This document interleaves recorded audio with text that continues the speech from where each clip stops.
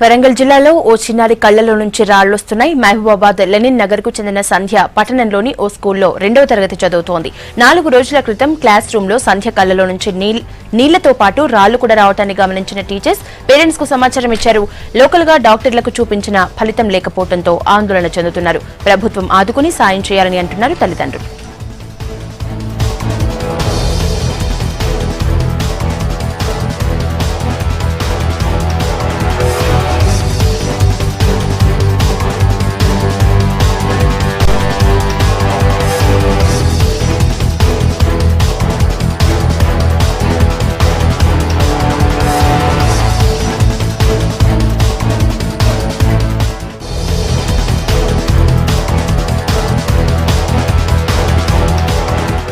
స్కూల్లో 2వ తరగతి చదువుతున్నటువంటి సంధ్య అనే అమ్మాయికి గత 4 రోజుల నుండి కంటిలో నుండి రాళ్ళు వస్తున్నాయండి వరుసగా.